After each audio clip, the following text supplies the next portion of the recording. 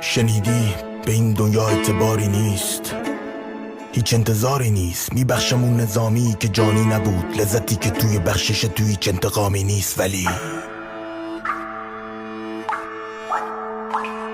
اطلاعاتی ستیغه رو نمیبخشم، اونی که کور کرد رفیقم رو نمیبخشم.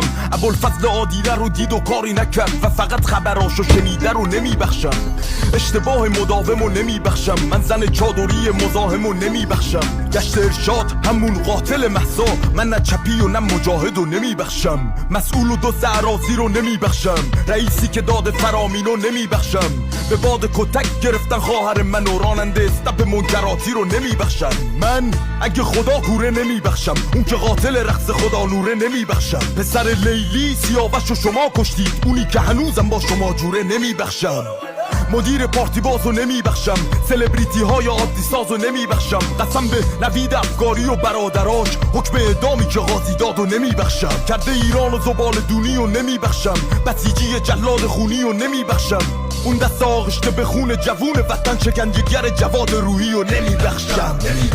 چیزی که تو فهمش نیست نمیبخشم، رای واسه بخشش نیست نمیبخشم. حکم تیر و ترکش چیست نمیبخشم، چیز دیگه سهمش نیست.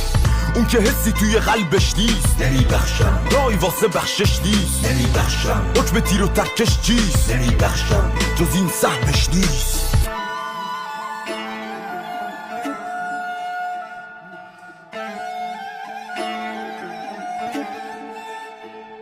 بیابون اورمیه این روزو نمیبخشم، که من هم امروز و هم دیروزو نمیبخشم. جمهوری اسلامی دشمن محیط زیست، باعث و بانی مرگ پیروزو نمیبخشم. اون اصلاح طلب مکار رو نمیبخشم، مجری پای تنابدار رو نمیبخشم.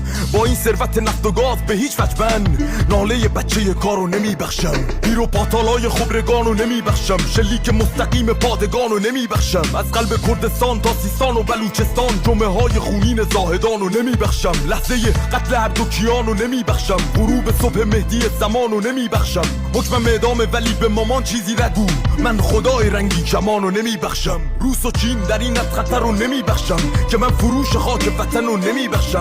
پزشکی که همه چی رو دید و انکار کرد، آثار کبودی توی کفن رو نمیبخشم. صدا سیما اون تمارز رو نمیبخشم، که من این همه تناقض رو نمیبخشم. حرف آخر به عاملین شکنجهگر، اون لحظه تجاوز رو نمیبخشم.